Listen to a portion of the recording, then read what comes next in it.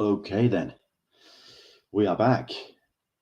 This is episode 1 of season 11 of Talkin Con, a cup of tea with Englishman in San Diego. Already got 1 or 2 people watching. Hello there. Which means we still have 1 or 2 people that are liking and subscribing the YouTube channel, at least. Thank you very much indeed for your eyeballs. It's much appreciated. As always, do spread the word. I really should jump on my social media and just let everyone know that we're now live. Please do. You've got a couple of minutes to spread the word. Grab the link from your browser, wherever you're watching. And of course, yeah, let's see if we can get some more bodies on a Sunday watching us on this particular live stream. But no, thank you very much indeed already for 1 or 2 people jumping in. We got Andrew English evening from London Anime and Gaming Con next weekend for me. Very nice. And Chuck Cook is saying hello. Hello, there he is. Yes, it's me. How the devil are you? Yes, let's jump on the old social media and see what people say and see what people are up to. I really should always get those prepped before I go. But yes, it's good to be back. It really is, especially after last week's epic live stream. Thank you very much indeed for everybody who joined in. Although I did have 1 or 2 people who would just kind of sort of like watched at the end, watched a couple of hours, and then sort of like watched it the next day as if to go, surely did he just do that? Yes, I did. And as it happens, I had a lot of fun doing what I did. But yeah, thank you very much indeed for your efforts. Chuck a toilet, which is Toby. Hello, a little under the weather, Toby here. Oh man, hope you're feeling better soon. Yes. Only hope that you get yourself better. I really should turn that off. There we go. Let's have a look. I really should save all of these comments for the actual show as well. Andrew Dickinson just got my Gen Con tickets. Hotels for 2 weeks. See, that's how you do it. Absolutely. We'll be talking about WonderCon as well on the show because, well, yeah, it's about tickets, and yes, the badge sale is up and running. But we'll talk about that very shortly indeed. Either way, put a link on Blue Sky, my friend. Ah, man, I knew I should have had the browser open. If you could do that for me while we play the opening credits, that'd be great. Blue Sky, I always seem to forget about. I'm a Threads boy by the looks of things, but yeah. Let's play the opening credits, and we'll jump into the show proper. Let's do this thing.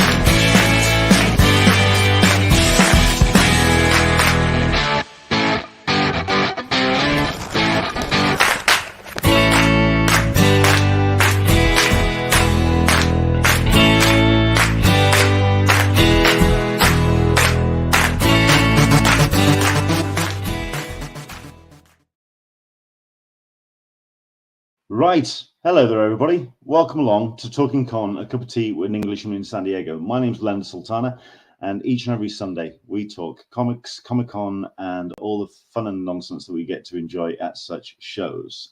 This is episode 1 of season 11, which means I appreciate there may be 1 or 2 people who have not seen the show before and seen what we get up to.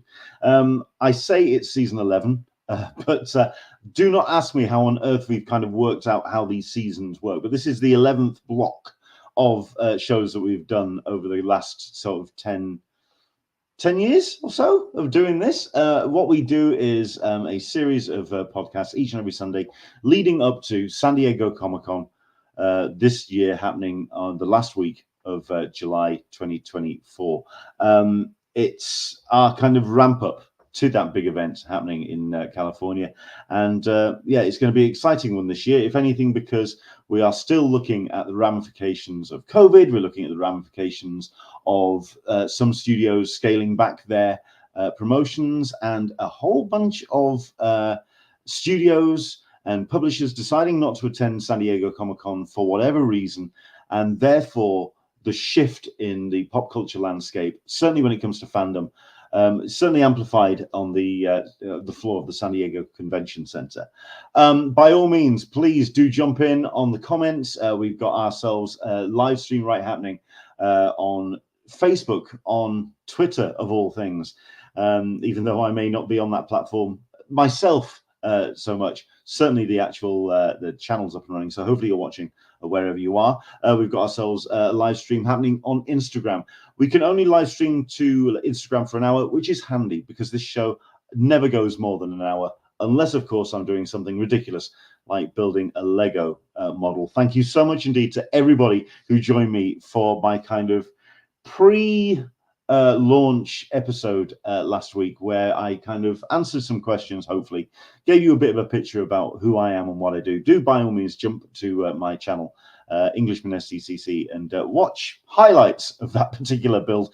You may notice that my chatter and my talk kind of fades away about halfway through a 7.5-hour build of the Lego Dune Royal Atreides Ornithopter, purely because I ended up trying to concentrate on the build and get that sorted, which, by the way, if you are vaguely interested, yes, it did get finished, and I do have my Lego Dune Ornithopter now, which is up and running, and it is now taking pride of place around my room. So considering that it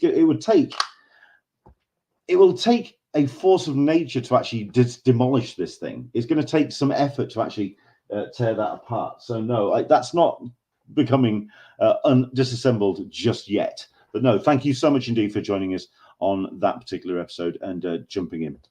What about the missing brick? The missing brick I found buried all the way underneath the desk, which means, yes, as my brother is wont to tell me, it is technically incomplete, because if I then open up the wings, up you go. They do open, I swear. There we go. And if you spot on the corner there, that does not necessarily match the same color scheme. That's because that belongs there, and it is supposed to. Those there are bricks from my Executor Lego model. So yes, I kind of cannibalized one to save the other. What can you do? Found the brick. I'm going to have to take the whole thing apart and put it back together to make it work. Look, it was a fun build, and I hope you enjoyed it. Right, so like I say, each and every week we talk to various people about conventions, about comics, about pop culture. We get various guests in throughout the course of a Sunday, and hopefully you're going to enjoy my guest for this week, which is an old friend of the podcast, and it's great to have him join us again. We've got Joel Meadows joining us, and he's in perpendicular mode. So tell you what, I could actually even so I go like that. So there we go. Yes, see more of his delightful face. Hello there, Joel. How the devil are you? I'm very well, Anders. Thanks for having me on as ever. No, thank you very much indeed for joining us, because there's a whole bunch of stuff I want to talk to you about, and it's great to have you as the first guest back, because, like I say, old friend of the show. It's great to have you back on Talkin Con, and I apologise for it being such an extended gap since I was last on air. And it's nice to have you back, though. Well, thank you. It is nice to have you. You've had a busy period while we've been away, so we're going to talk about a whole bunch of stuff, and of course, guys, as always, any questions that you have, please do let us know what you'd like to know from Joel, because plenty of stuff to talk about. Number one, let's talk about your conventions, because you have been particularly busy with the shows that you've been to, and I do want to talk about the shows that you've been to, the focus that you've had as those shows, and also what you kind of perceived about how those shows have evolved, because you did go to New York Comic Con last year. I did indeed, yes. Now, you not only went as a exhibitor, you hosted a very special event Yes. What was it? The National Cartoonists. Go on. Oh no, it was just it was a Tripwire panel. It was a Oh, Tripwire okay. panel at the show, and we brought along boxes of Jaffa Cakes and Jammy Dodgers, which I squirreled into my bag, and I was quite worried that the customs people would stop me and say, "Why are you bringing these things?" But it was absolutely fine. But I wanted to bring a little bit of England to the panel, so I thought it'd be fun to bring those along, and people responded well. Some people were actually familiar with these items, some Americans. I was quite surprised to see that. But we had a decent turnout. It was a Thursday morning, so it was right at the beginning of the show. But we did have a good turnout of people, and we just talked. It was myself, Rob Salkowitz, Ed Cato, and my Tripwire partner in crime, Andy Coleman. And am I missing somebody? Yes, I am. I'm missing your partner in crime, whose name completely escapes me, Dan Berry. Oh, Dan Berry. Well. So yes. it was a fun panel. We'd never done a panel at New York before, and it's quite nice to add to the old CV. I know you've done San Diego panels. We've never done a New York a panel before, so it was nice. And I said it was a good turnout. What was the focus of the panel? What was the panel about? Well, I guess it was 30-ish years of Tripwire, because it was 30 years prior to that, and unfortunately, the anniversary book didn't go quite to plan. Shall we say? Right. We'll leave it there. But we wanted just to look back at comics journalism in the last 31 years, I guess it was, and look at how it's changed and how you can report on comics. Because obviously other people on the panel, Rob's very experienced. Dan is obviously getting there, and obviously and Andy's obviously worked with me for a lot of years. So just to get different perspectives from people about comics and reporting on them, and how the things have changed, how the market's evolved. It's changed hugely. I mean, Jesus Christ, 31 years ago, actually it's 32 years now. The internet was there, but it's very basic. Everyone had dial-up. So you had to wait. Just put your phone down. I'm not quite sure. You probably do remember that, Leonard, but I'm sure there's a lot of your listeners are probably unfamiliar with that. So the idea of having to put your phone down to be able to connect to the internet and listen to that fabulous noise, that AOL and all of your providers, it was very. Now it just sounds like ancient history. We were like the Neanderthals sort of working on this thing, but it is interesting, And I brought some old issues of the mag, which look incredibly primitive now. And it was a lot of fun. I really enjoyed it. It was and the people were, on the panel were great, and everyone was definitely up for it. So no, it was a lot of fun. I think when I've done panels in the past, you always find there's like those 2 or 3 moments where you actually get some real proper insight. I mean, it's great to hear comments from people and you kind of get that whole dialogue going, but every once in a while you get those nuggets which you go, the light bulb goes on and you sort of like think, oh, I'm going to be thinking about that for a while. When it comes to the perceptions about comics journalism, I mean, I'm certain Rob had a fair few of these because the man's one of the most perceptive blokes I know. Were there any kind of like nuggets that you just took away from that panel and went, you know what? Yeah, that's a real change to the landscape. I'm going to embarrass myself a little bit because I've had quite a busy last few months. And while I will say it was interesting, I don't remember specifics about what everyone contributed well, but I'm afraid I'm going to have to fudge it here because I don't remember. And we had a good conversation and we talked about, actually, I guess what was interesting, and it wasn't necessarily what you were talking about, it was about our first experience with comic creators. And Rob kind of trumped us with his meeting Will Eisner when he was 12 years old or something, and nice. And in some card game, and I can't remember exactly, but it was interesting, and I felt like all of the rest of the panel really engaged, with the subject, and things have changed. I mean, we've tried to evolve, because we've got the website, we obviously brought the magazine back, because I like print, I like web as well, but you still can't beat having a physical object in your hand. I really enjoy doing that, and and design. I think I've really, come on in terms of my design skills, hopefully since our comeback in 2020 in print. Well, it's a question that I've always wanted to ask you about that because, I've got a number of the Tripwire books, and I used to read Tripwire as that print magazine back in the day yes. When I used to go into Forbidden Planet. Or I think it was Forbidden Planet, and I think they used to get Comic Showcase, perhaps maybe the Traveling Man. Traveling Man used to Traveling Man, yes, of course. They used to carry it as well.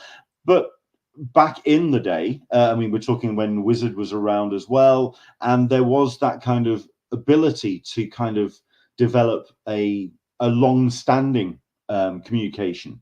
It was monthly to monthly. You did have your letters in the back of your comics.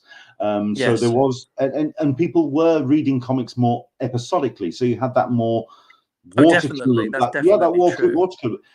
In 2024, then, when you have the metabolism is so much faster, where does a print version of Tripwire stick into that particular landscape then? Well, I think depth rather than breadth, I think, is our remit now. So the last issue had 60 years of Doctor Who. The previous one had anniversary of Sandman, a piece about Akira Kurosawa, and a piece about Lone Wolf and Cub. I think we can offer greater depth than the internet. There's nothing wrong, and I'm not criticizing the internet, because obviously we run our own website, so it serves a purpose. But I think for print, I think it's all about offering people a greater depth of the subject.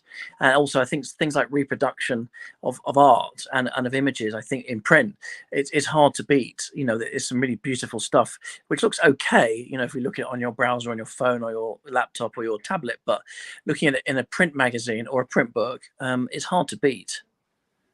Yeah.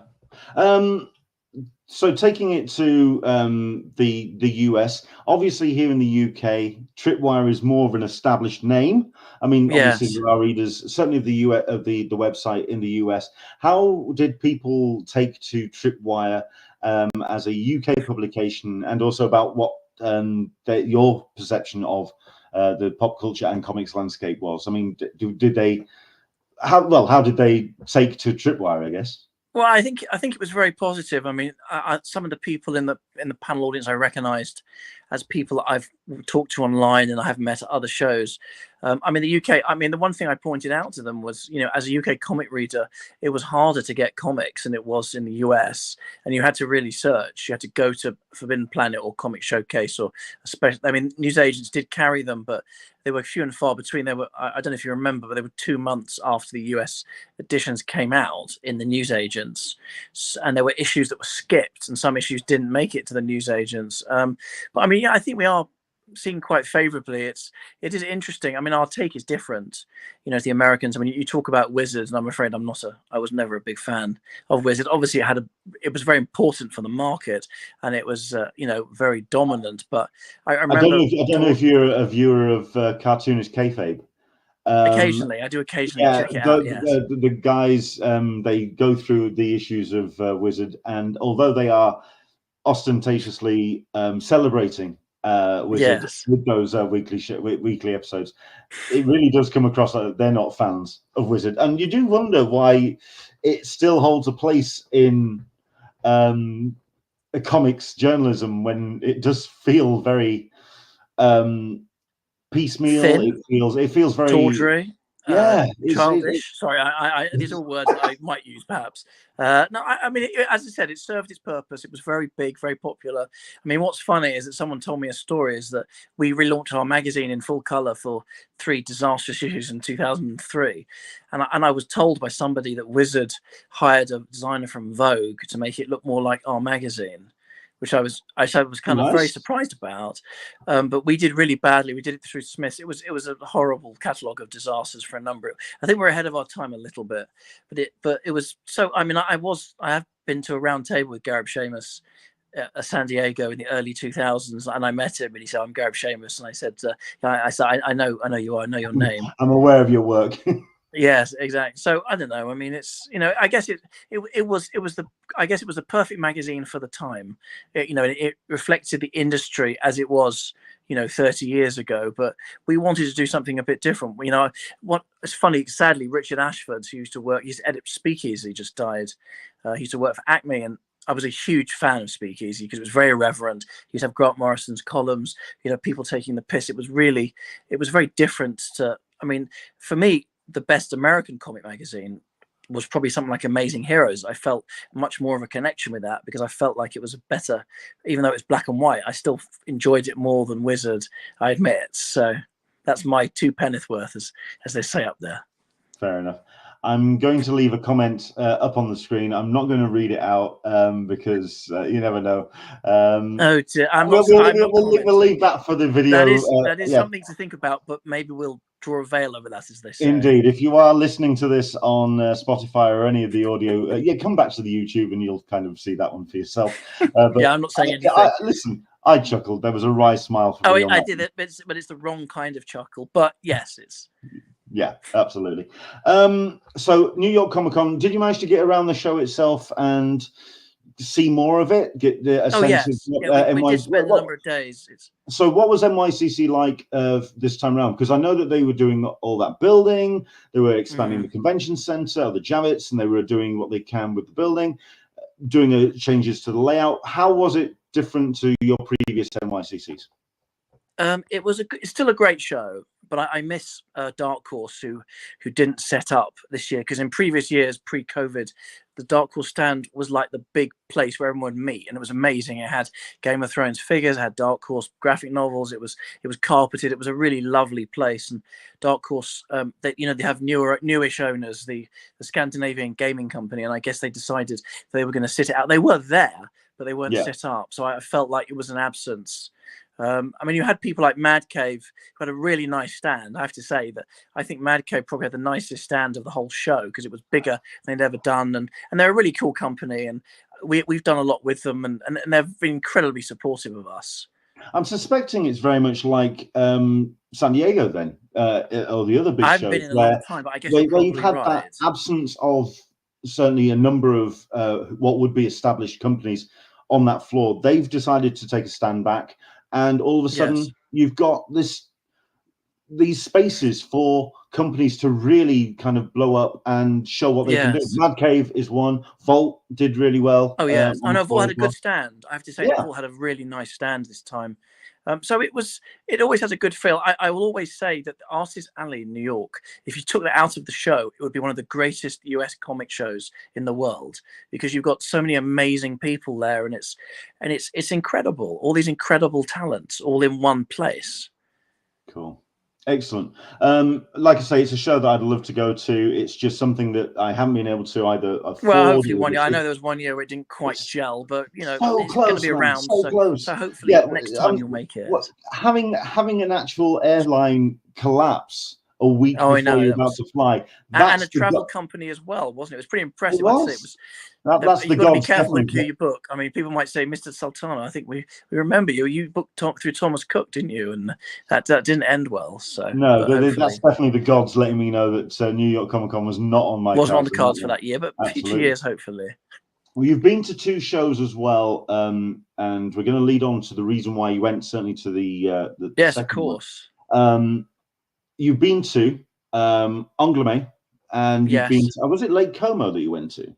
Yes, well, that was last May. Right. I guess it's been a while since I've spoken to you, so I'm happy to talk to you about that. I want you to talk to me about Lake Como, because number one, gorgeous venue, gorgeous part of the world. Stunning.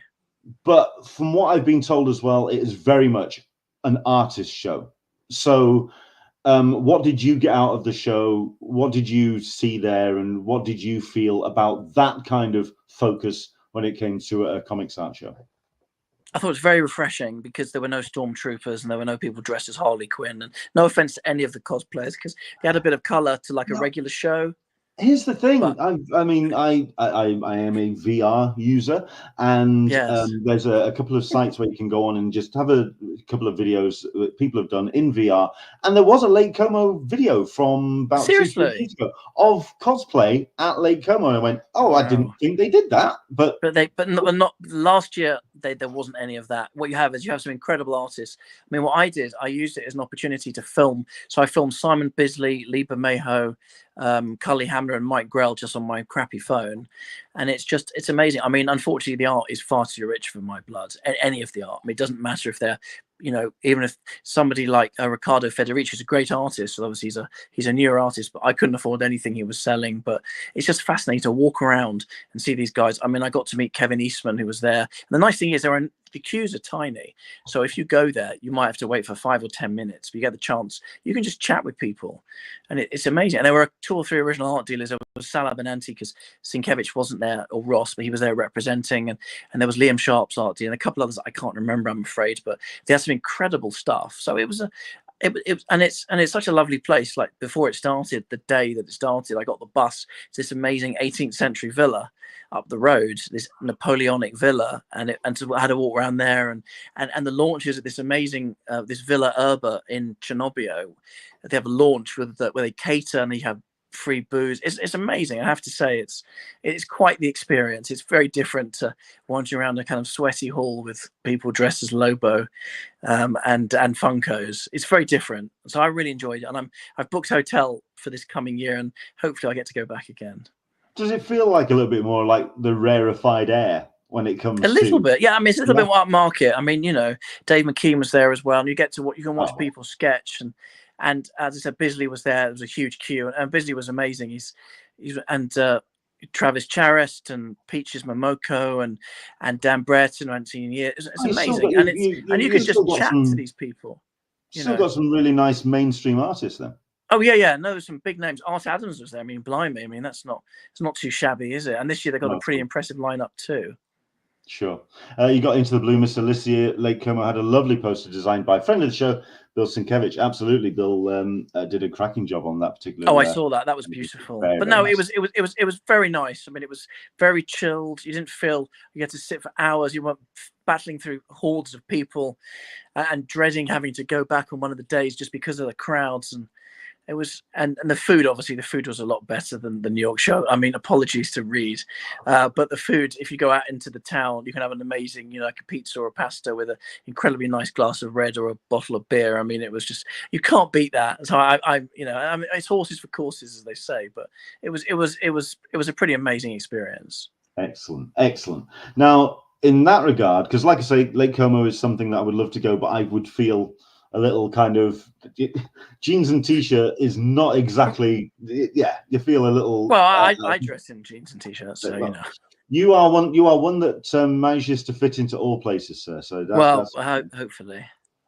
So how does that feel then against another show that I would really like to go to, and it's a lot closer, it's right there, I could possibly get there, which is Angleoume and Lake. Again, this is another show that feels very much kind of a little bit rarefied, but it sounds a little bit more accessible. And you actually went there as a promoter, kind of, because you were showing off your own original work, which we'll kind of lead into. Talk about Angleoume. How was that show? Was that a similar vibe to Como, or is that kind of like it was different point between the two? It was different to Como because they have a rights area where people go to sell their books, which, as you say, is one of the reasons why I was there. I mean, I went there last in 1999, so it's 25 years. So it's a hell of a long time ago. I don't remember that much about it, but they have a rights area where they have publishers, you know, people selling their wares to publishers. And then they have a number of different tents. They have a ridiculous, the scale is massive. Like you go into one tent, I was looking for Brian Talbot's publisher, and it's got a really small opening. So you go into this little area and then you go in down this staircase into this other area, which is sort of 15 times the size of the original area you went into, and it's huge and it goes on forever, and you keep walking along, and there's 4 or 5 of these places, and it's just, the size of it is insane. I mean, it's just completely nuts. Cool.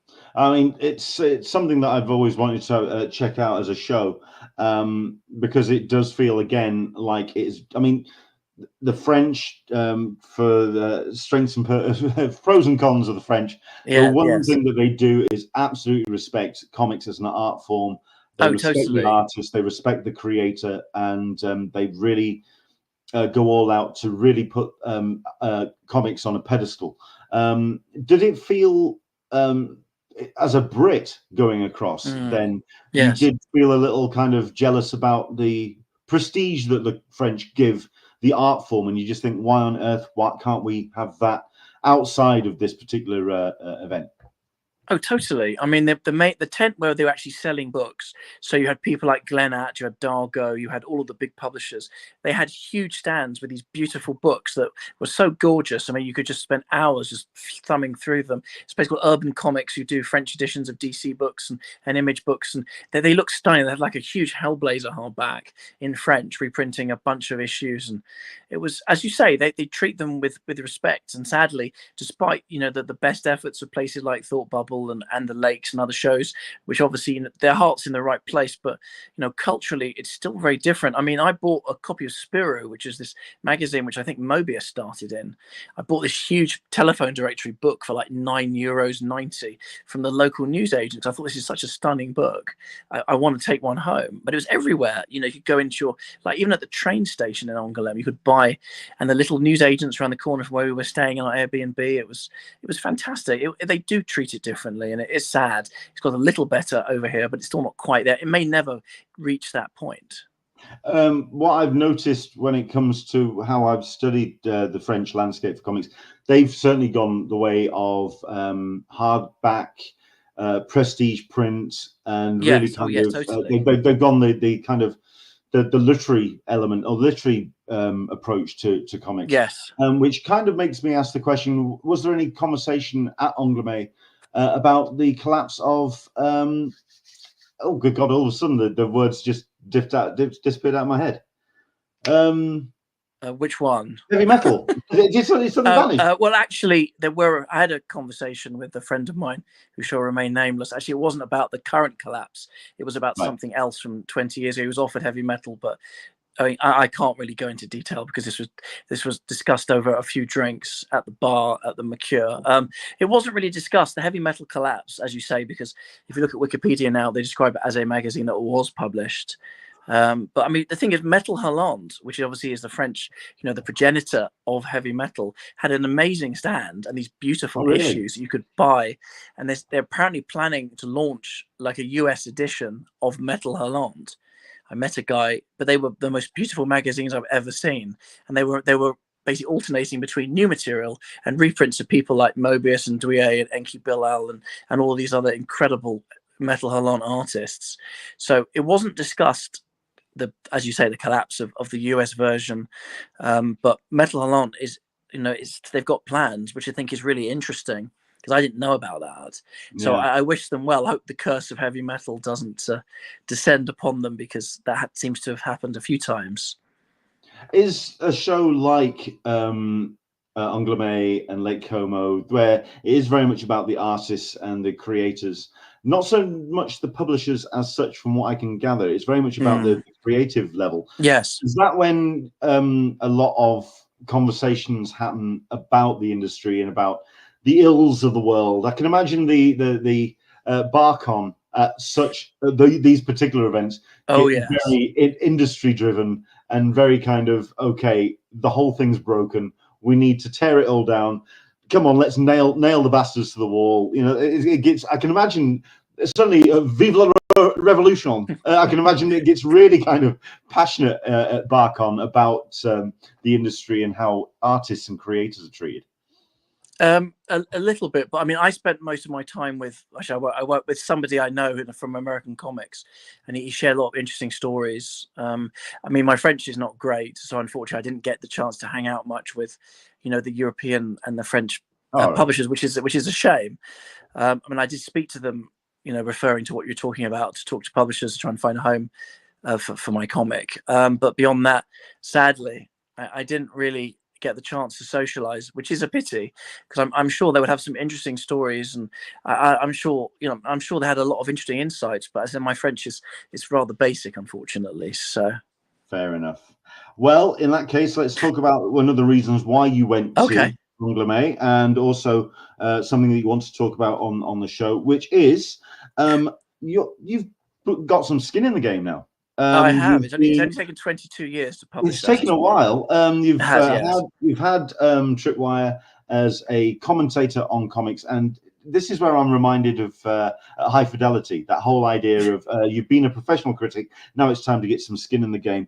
And you've got some. You have a book, which is Sherlock Holmes and the Empire Builders, the Genie. This is volume number 1. I've got my hardback copy because, of course, one of 2 covers, because I hope we had 2 covers, of course. And this is yourself and Andy Bennett that have put this together. Let's talk about this book. And yes, of course. Where would you like to start? Where did it start? Because this is, like I say, a long time coming. Well, basically, it started life with another artist, which didn't quite work out. Well, we won't go into detail about that. You know, shit happens, as they say. So 20 something. There you go. There's the other cover. That's the Mark Chiarello cover as well, which also is rather handsome. So basically, I was going to do this 20 something years ago, and I sent it out to Dark Horse and to Vertigo, and they didn't buy it. And I thought, what the hell? I put it down, and I picked it up again when we do a thing called Lost Tales on the website. And my friend Scott Braden said, "Have you got any comics that you tried to get off the ground, but you didn't?" So I said, "Yeah, of course, I got the Sherlock Holmes thing." So we got chatting, and it got me thinking that maybe I should have another crack at it. So it was about 2017 or 18, I guess. And we tested the waters with 3 shorts. So the shorts ran in 3 issues of Tripwire, and they were very well received. There we go. That's one of them. And I was very chuffed with it. So I thought I would, really dive in and do, because this is a 2-part story, but the first part is 65 pages, and then volume 2 will be 65 at least. It might be slightly longer, but the reception was really good, and I really enjoyed doing it. Also, we had the pin-ups as well, if you wanted to, at the back of the book. So we commissioned a number of pieces of art from people like Barry Kitson. I'm going to save that for people who actually buy the book. No, fair enough. But anyway, I'm going to mention. I'm not going to put them on screen. Irving, Barry Kitson, Liam Sharp, which actually wasn't created for us specifically, but David Hitchcock. So it was black and white, but with a really nice color section. And yeah, it's kind of snowballed. So we offered it through Zoop. Did really well as 2 limited hardbacks. With a signed plate edition as well, and we offered it through Luna and Diamond. And so yeah, I was in France to try and find a French publisher. So I've talked to 5 people, and I'm just waiting. I followed up, but I'm waiting to see, because obviously it's a ridiculously huge show. So I imagine I've got a lot of things to catch up on. So I will be following up again, probably in a week or 2. So yeah, I'm very proud of it. It still feels quite strange to have a comic with my name on it, but in a good way. When it comes to Andy Bennett, what made him the ideal fit for this story that you'd put together? I mean, was it something that the pair of you kind of brought the story to life, or is it something that you brought to him and went, okay, this is how I feel this story could be told, or did he have his own spin on the whole thing? Well, I guess I did bring it to him, but the weird thing about Andy is that, he's American, but I think he's got quite a British sensibility as an artist. So I think he manages to bring that, and he's incredibly talented. I mean, his work is detailed and his lines are beautiful. I've been looking at some of the panels, after the book is out, which I'd forgotten, and looking at them published, and they are incredible, because I haven't really had a proper look at the book, because there are certain things that obviously I wrote and I put it in. I was designing the book for the printer, but I may not perhaps looking at it in the same way as if a reader would. So he's just, I'm incredibly lucky. He's an incredibly talented artist. Why Sherlock Holmes? I mean, heaven knows we had this conversation a couple of years ago, or indeed very recently, when you just think of another Sherlock Holmes, another take on the story. Why Sherlock Holmes, and what did you feel you wanted to bring to the Arthur Conan Doyle legacy? Well, I've always enjoyed Holmes since I was a kid. I was a big fan of young Sherlock Holmes, the Jeremy Brett ITV TV series. I even quite liked the Guy Ritchie, Robert Downey Jr. films. And I thought I could try and do something different. So this is a sci-fi steampunk adventure story. So you've got Holmes, but he's older, and Watson is there, but the relationship is very different. And I've set it in a world where you've got real world figures, Oswald Mosley. So it's a very different take, I'd like to think, on what people have seen before, and it seemed to suit the comic format. So and I've really enjoyed doing it. I've been using a lot of kind of like London history. Volume 2 has a number of new characters, so I've started to write volume 2. So there's an interesting British historical figure who figures quite a lot in the second volume. So I'm very proud of it, and I wanted to do something different with the character, and because he's such an iconic character and figure, I feel like in the same way as something like a Batman in comics, is that there's a lot of latitude that a creator can have with Holmes, so he doesn't always have to be exactly like the Conan Doyle portrayal of the figure. Now, when it comes to, I mean, like I say, this has been a long time coming, a long gestation in getting the book from an original idea to publishing, and we have had a number of takes on Sherlock Holmes.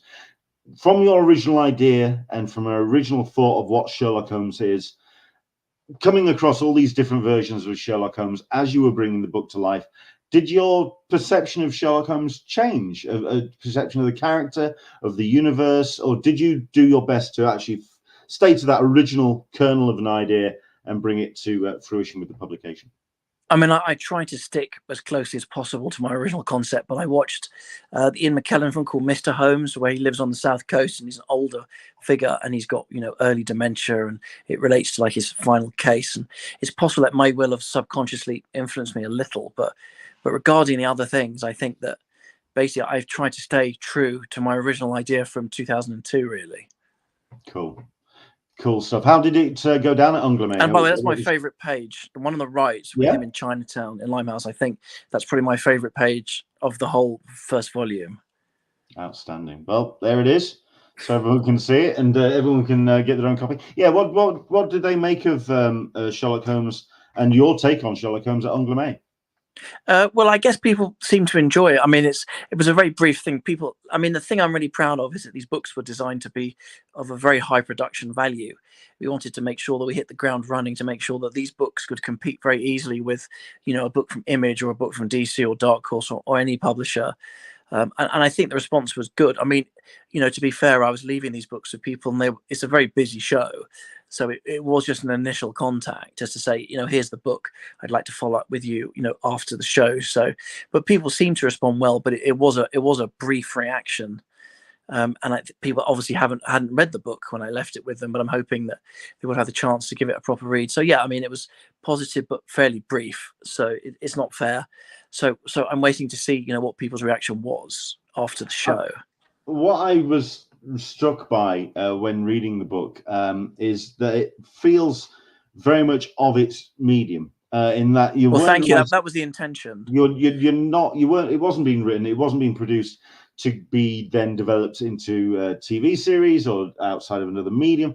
It was very much of a graphic novel medium, and I found that very refreshing, because every once in a while you do end up reading some books where you just go, yeah, they've got their eye on the yeah, I'm afraid I won't mention names, but there are some comic series that feel like they were developed literally just to sell to Netflix, and there's nothing wrong with that, per se, but comics, they should stand and fall on their own in their own right, and it's got to be a strong story, and it's got to be a strong story that utilizes the format well, and then you look at adapting it for TV or film. So that was the intention. The other thing I have done is I've deliberately made sure that there isn't tons of dialogue covering up Andy's art, because comics is a visual medium and you've got to show rather than tell, and it would be doing him a disservice if I ended up plastering it with loads of hundreds of words of captions and dialogue. So I'm very careful. I did find that refreshing from you, considering that you are somebody who turns a phrase and likes to use a fair few words where only maybe one or two will work. But this is certainly it's not bereft of such, but it's just very pared down. It's a very streamlined, but it's a very fast read. It's something you can just kind of. It's a very. And I wanted the pacing to be good, to be fast, but not make it feel like it was light. But I wanted a lot to happen. I mean, it was originally going to be a single volume, but I thought there's a lot of story here, so I thought it would make more sense to split it into two, basically. Fair enough. And let's talk about volume 2. I mean, do you have thoughts on that? When are we looking at? I mean, is it a case of let's see how volume 1 lands, how it gets published, how it's received by publishers, or is it something that you desperately feel that you can get done as a self-published entity? Well, we have to get it done because the story leaves you in the lurch, basically. So we have to finish. It wouldn't be the first story to kind of be stuck. Oh, I know. I mean, I don't want to do a mage. I mean, Matt Wagner is amazing, but I think there was a 15-year wait between the first and the second book of that. So I'm hoping to get it either out for this year's Thought Bubble or possibly for next January. Wow. I mean, we have artists lined up. We have Dan Panosian and Kelly Jones for the 2 covers. We have pin-ups from Tom Coker, George Pratt, Barry Kitson, John K. Snyder III, and maybe a couple of other people. So I want to, because I feel like there's momentum here, and I feel like if we did leave it for a long time, is that momentum would go, and we would also, upset the audience, because we want, I said we've taken people on this ride, and I feel like we need to finish the ride. We need to resolve the story. So I have started. I've written 6 pages of script of the second book already. Fair enough. Hopefully we've whetted 1 or 2 people's appetite. I hope so. I mean, it's available. Where's the best place for people to pick a copy of Sherlock Holmes and the Empire Builders Volume 1. Where can they get their own copy? Well, I mean, they can either get it directly from our big cartel, and I know I gave you the link for that. Apologies, Indeed. it's a very complicated thing, so I don't remember it. So there's that. There are copies at Forbidden Planet in London. There are print-on-demand copies from Amazon, and there should be Kindle copies coming imminently as well. And your local comic shop, you could badge your local comic shop because it's through Luna and it's through Diamond as well. I don't remember the item number, unfortunately, but if you just tell people the title, then they'll be able to order, because it's available for reorder. We got initial orders from those two places, but people will certainly be able to reorder it. It was in Gosh, but I think we've sold out at Gosh now because we did a signing there with Barry Kitson and Fraser Irving in January. So it is readily, and from June it'll be readily available through UK bookshops. Thank you, through Turnaround. So people have to go into their local Waterstones or local bookshop in the UK and, order it from their local bookshop.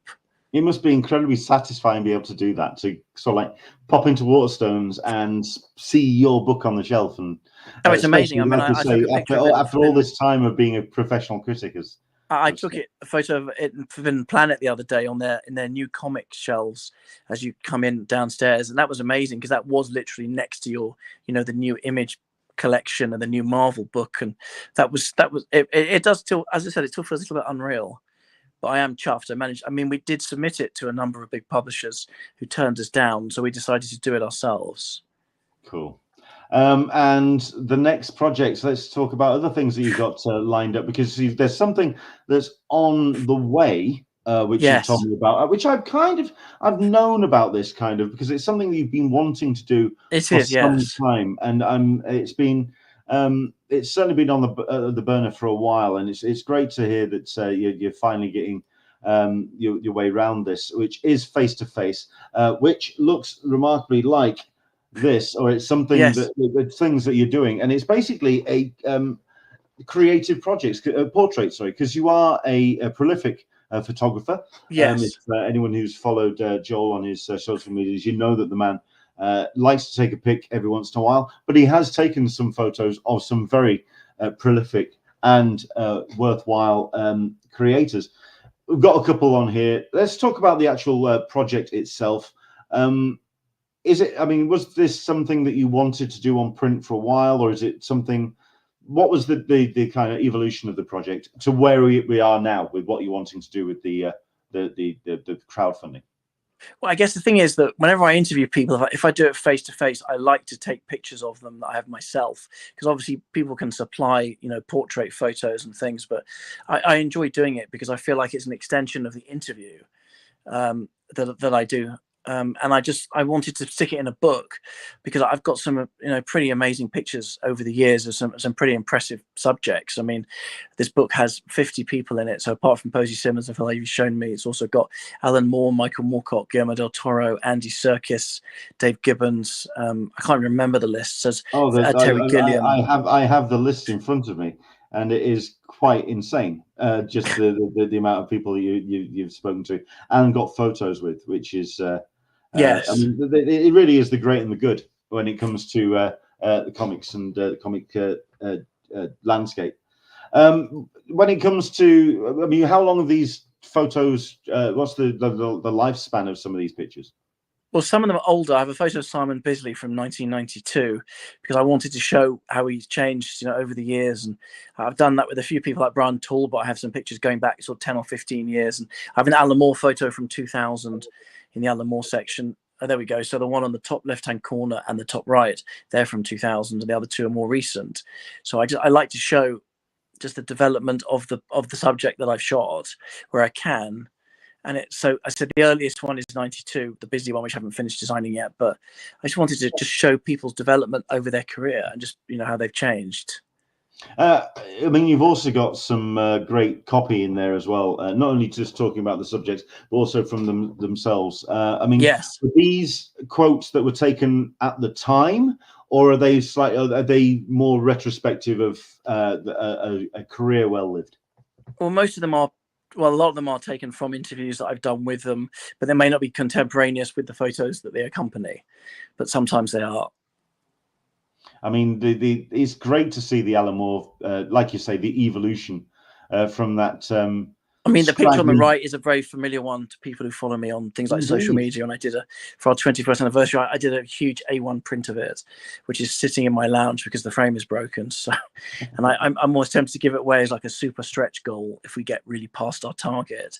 Wow. Basically doing it, basically rolling it up and get someone can get an A1 print. But obviously that's huge. And it's a monster piece. But no, I wanted, I enjoy taking pictures. I mean, actually, I interviewed Liam Sharp quite recently in November, just after Thought Bubble for Imagine FX, and I took some pictures of him back in his studio back in Derby, and I really enjoyed doing it. And it kind of, I guess that might have been like another trigger to get this book rolling. I mean, yeah, again. Why in 2024 to get a book done? I mean, like you say, you've been talking about this for a while. Yes, I just fancied doing it. I just fancied the idea of having a photography. But I did do one, which wasn't great, about 15 years ago. These shots are a lot stronger, and I just like the idea of having a photography book with my name on it. I thought it might be fun, and they are good shots. I'm very proud of them. There are some really good pictures, and the Andy Serkis one's interesting because they were taken at a round table in New York when the third Planet of the Apes one came out. So they were taken very much on the fly, and they were taken very quickly, and they are candid, but I think they're very good shots.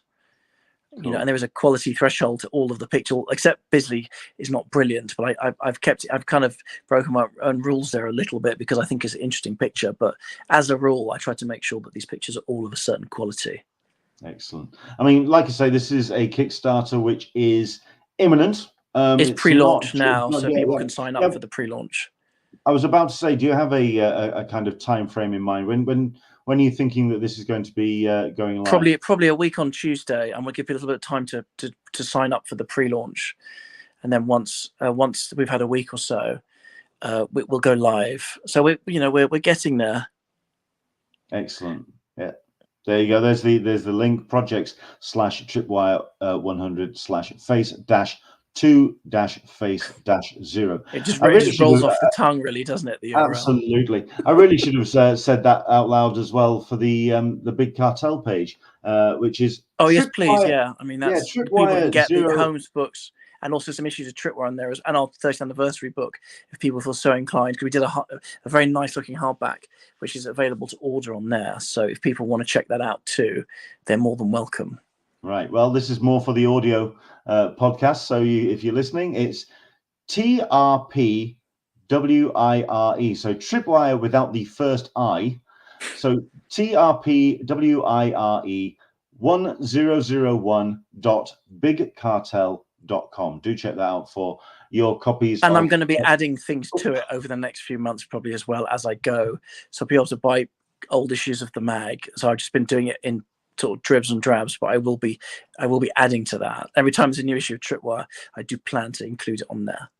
Excellent. You've got a comment here from Into the Blue Mister. I met Mr. Bisley in 1992. I remember him, seem to remember him looking like Lobo.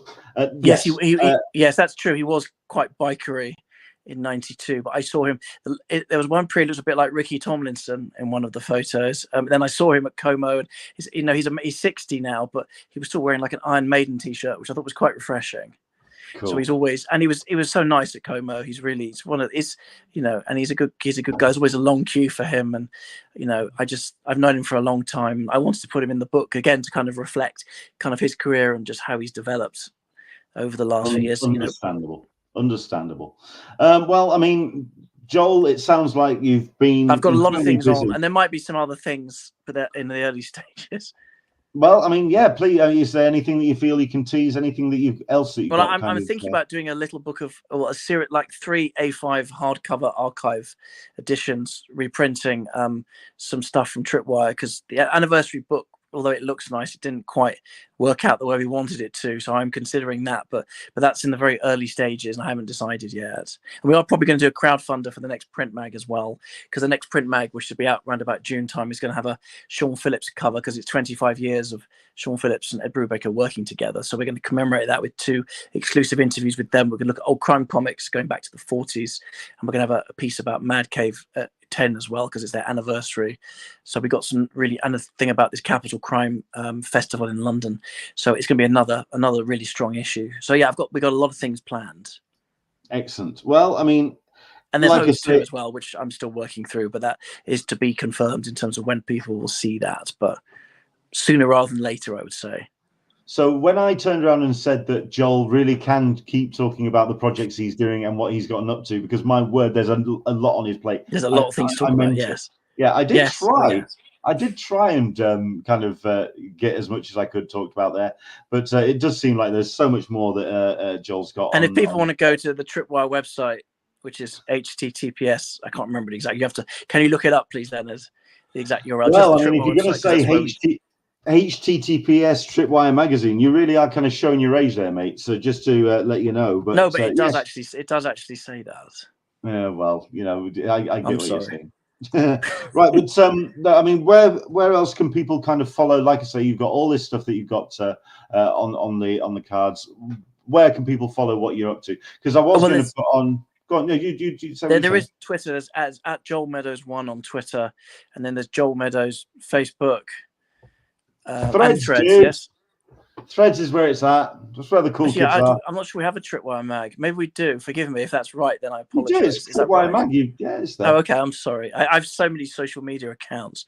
I don't remember all of them. And there's Instagram, which is I think it's Bristol Comic Con, which I keep meaning to change. Or there's Tripwire, but there's a lot of different social. And there's also a Facebook group for Tripwire Magazine as well, which people are welcome to join. Well, I mean, there's plenty of places. There's too many. There's plenty of places. People just search, and then they'll find us. Absolutely. Well, I mean, all my success goes out to you for when it comes to face-to-face. Leonard, thank you so much. It's always a pleasure. Thank you for having me on. I will recommend to everybody to check out Sherlock Holmes. It's still available. Copies are still available from various outlets. I mean, what Joel and Andy have done with this book, highly recommend checking it out. And it certainly leaves you wanting more. Looking forward to seeing what you do with Volume 2. Joel, thank you very much indeed for coming on and being our first guest back, mate. Thanks again. Much appreciated. Thanks, man. Take care. It easy. Nice. Thanks for having me on there. Thank you. Cheers. Thank you. Excellent. So, wow, that got a little bit blistering at the back end because there was lots of stuff to talk about. But no, do check out Joel's stuff because, like I say, I find it so exciting that he's been publishing for a while, and the photograph book face-to-face makes a little sense. But to actually get his skin in the game and actually make a comic, I think it's just incredibly exciting. Do check it out. Sherlock Holmes and the Empire Builders, available at Tripwire's Big Cartel page. You can search for that, of course. Right.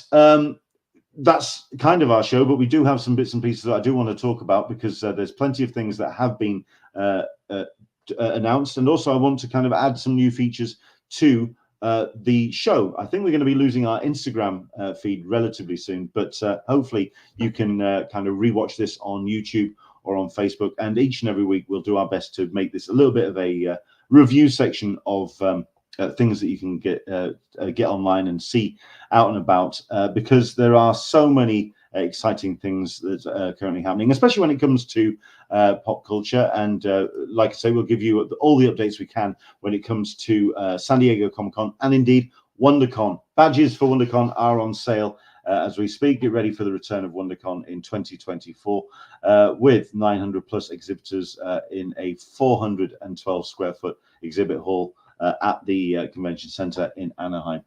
Plenty of things to see, and the guest lists are slowly but surely getting announced. So please do head to comic-con.org/WC and get your badges. Like I say, March 29th, 31st of WonderCon. It's on the way. And as we get closer and closer to WonderCon, we'll give you more and more updates as that goes ahead. Other things I wanted to talk about and get up to are what we're going to be doing on the show. We're going to be talking about comics that I'm reading and certainly things that I would recommend when it comes to comics. If you are heading to your comic book shop or if you're going to your reader, do check out some titles that I would heartily recommend. I mean, there are some honorable mentions. If you have been reading Tom King's Wonder Woman series, which he's been doing, you may have been seeing down at the bottom, at the back of the book, you may have been seeing a backup story called Trinity, which is kind of like the next generation of heroes. You've got Damian, who's taken on the mantle of Batman.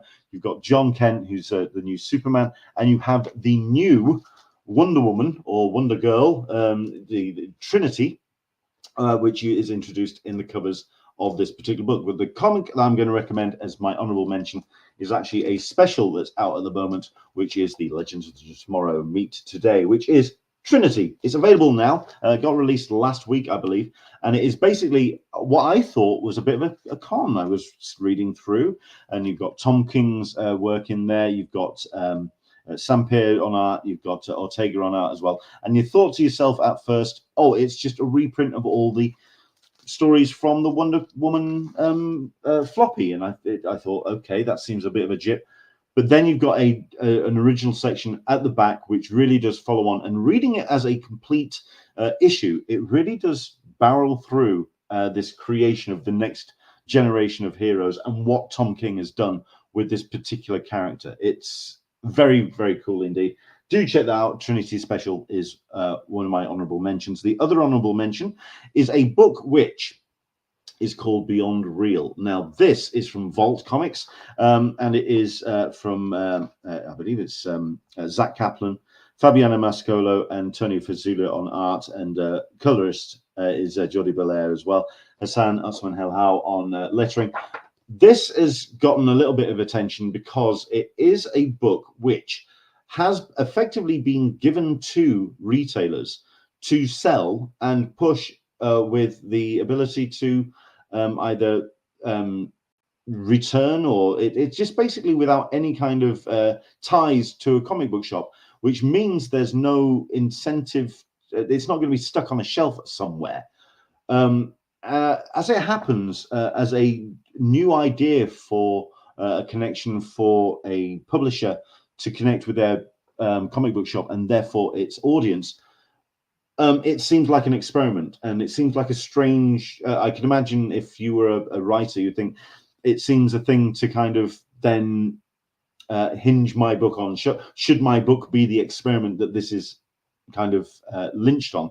But as it happens, this is a bloody good story. Beyond Real is doing something with some amazing artwork, some great art styles in there as well. It's something which is incredibly relevant in terms of AI and virtual reality and virtual worlds. It's a hell of a read, and it's very visceral. It's something which doesn't seem disposable. This is something which I'm going to be paying very close attention to, what they've done with this book and what Zach Kaplan's certainly done with his writing. I will heartily recommend Beyond Real. However, that isn't the book that I'm going to recommend. My book of this week, as my comic of the week, is something which I've caught up on because I've had it in my pull list. I haven't managed to be able to reach my comic book shop, which meant I kind of like struggled. And when I did, I got them all in one hit, which means I got quite the rush when it came to reading Transformers. Now, I was a bit iffy about this because Transformers for me has always been a product of the toys. It's a cartoon. It's something which has transcended a whole bunch of genres. It's a little bit like Teenage Mutant Ninja Turtles in that regard. Teenage Mutant Ninja Turtles perhaps has a little bit more validity for me because it started as a comic, and that makes a little bit more sense. Transformers was a toy. This seems like a tie-in, except this isn't. This is the last thing from a tie-in that you could possibly get. What Daniel Warren Johnson has done with this is he's not playing around at all. What he's doing with the world of the Transformers, with the politic and the drive, and what is actually bringing the Autobots and the Decepticons into conflict and dragging the humans into the middle of this massive interstellar war. It feels huge. It feels of some genuine import, and there's some real heart and emotion, and there's some real power in this writing. This is such a revelation to me. Mike Spicer doing great artwork duties as well. A little bit scratchy in places, but that really kind of makes it a very distinctive read. It doesn't fit, like I say, feel like a tie-in. There's some dirt under the fingernails, if that makes any kind of sense. Kind of maybe not represented by this cover, which is as clean as it possibly gets. But certainly when it gets to the back end, I mean, yeah, most of these covers are really kind of clean. I mean, I've got myself issue number 4, very kind of brash and bold and colourful. No, it's a hell of a thing, and especially when you kind of like you read that first issue and you get that initial hit, and you kind of you're drawn in and you're brought in, but then you are absolutely dragged down the rabbit hole with certainly the first 4 issues. I'm not saying wait for the trade, but if you can read this as a hit in one big gulp, it is one hell of a thing. It's a big meal. It's a big meal, and I would heartily recommend it. That is my comic of the week. It's Transformers by Skybound Entertainment, published by Image. It is Daniel Warren Johnson and Mike Spicer. Transformers, highly recommended. Right, and the last thing that I want to do on the new Talkin Con is the recommended social media. Yes, there's various ways that you can find people and find out what people are up to and what companies are up to. But for me, I am very much tying my flag to the mast when it comes to Threads. It's a new home which a lot of companies and artists and creators are finding fresh ground and ways to interact and find an audience with their people that they're wanting to get their product out to, which is why it's been great to see certainly one company grabbing hold of Threads and making it a major place to put their self out there. And it is going to be my social media recommendation. If you do go to threads.net, which is of course a free and open platform at the moment, you've got something like 30 million people using Threads at the moment. It's down from 6 million, which is currently using Blue Sky. It is certainly the one that people have gravitated to more, a little bit more functionality. One element of Blue Sky, which I'm not too keen on, is the slightly limited word count. With Threads, you are able to really kind of put video out there, put GIFs out there, and really kind of get a real capture of a strong account out there, and which really distillery media have absolutely grabbed, and what they've done in terms of the promotion for their books have been amazing. Another book which I'd highly recommend is, well, there's 2 that they've got currently running at the moment, which is Gone, which is Jock's book, which is just a gorgeous sci-fi epic fantasy, which kind of fits into kind of like the same vibe as, say, The Creator, or yeah, something like that. A real kind of like what else would I recommend? I'd say it kind of fits in nicely with Oblivion as well. That kind of very stark kind of vibe, which is very much suited to Jock's art style.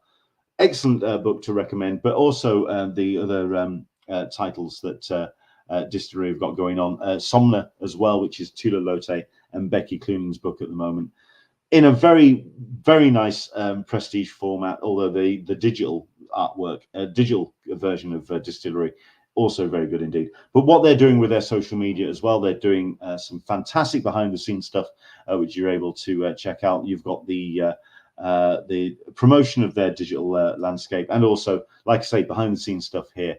You've got here an original Somna sketch. This is from about a week ago. I'm afraid I think you might have missed out on this, but the chance to win original artwork from the likes of Becky Cloonan and Jock and Tula Lote. Highly recommended. If you can check it out, if you are going to threads.net/distillery, DSTLRY_MEDIA, Distillery Media. Do check that out as my recommendation of social media channel of the week.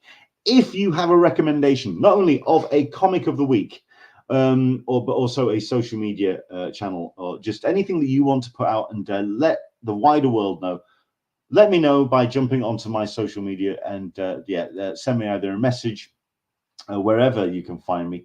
You can either put it in the comment down below. I'll read that. Like, subscribe, of course, do the thumbs up bit. It really does help us spread the word.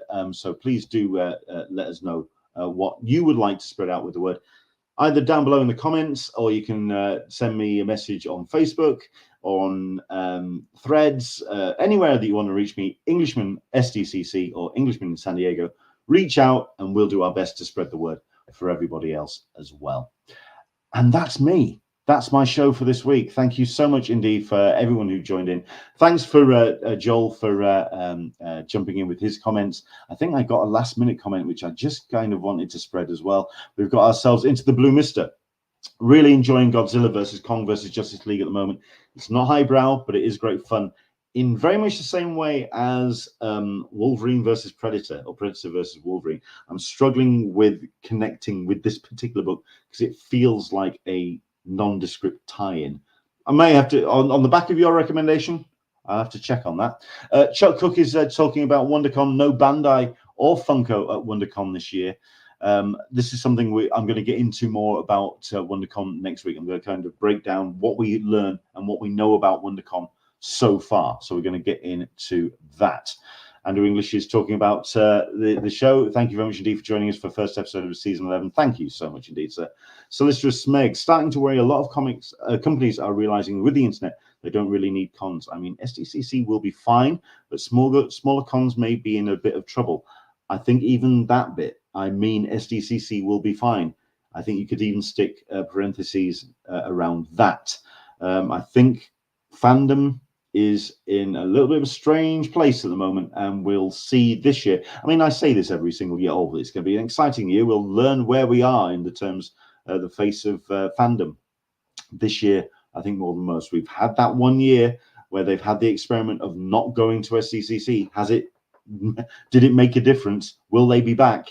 We're going to find out this year. And certainly when you have a lot of companies which are starting to feel, I don't know if you've noticed this, they're starting to feel like their back is against the wall. The attacks are coming from all sides. Warner Brothers seem to be spiraling into some strange business arrangement, and don't even get me started on Coyote versus Acme. You've got the big superhero genre seeming to be failing on its backside, and that seems to be now looking in the rear window of a genre. Curious to see where we now will we be seeing the grand reset in 2024? Who knows? Andrew English is saying, see you in a couple of weeks. We'll be at London Anime and Gaming Con for the first time. You're gonna have to let us know how that looks. He likes to take his photos, so looking forward to seeing what he brings from that, and hopefully I'll see that on his social media, or if you can send me a link. Love to get some pictures up on the show, and please do let us know what's going on. And then Andrew English, I wonder if SDCC had plugged all the holes and repairs from rainy season. Yes, I've seen those videos of the convention center certainly under some kind of waterlogged, and San Diego taking a bit of a battering from all the recent weather. Hopefully they are now recovered from quite some severe storms, and we'll see some brighter skies in San Diego as the year goes on. Right, so Chuck Cook, let's get started on Coyote versus Acme. You can find out more about that and my thoughts if you head to threads.net/Englishman SDCC, because that's where I've been saying my bits and pieces on that and various other pop culture bits and pieces as well. You can find me on Threads at that account. That's our show. Thank you so much indeed for joining us today. Hope you've enjoyed it. Next week, we've got ourselves a very exciting guest yet to be announced. I'm trying to make sure it's all fully confirmed. So keep an eye on my social medias, on Facebook, on Instagram, on YouTube, on Threads, anywhere that you follow me. I'll do my best to get that announced, hopefully in the next couple of days. But yeah, I think it's an exciting guest, and hopefully we can get that nailed down. And back for next week, Talkin Con, a cup of tea with an Englishman in San Diego, each and every Sunday from 10 a.m. Pacific, 1 p.m. Eastern, 6 p.m. GMT. Hopefully, I will see you then next week. From me to you, enjoy the rest of your week, and we'll see you soon. Bye-bye.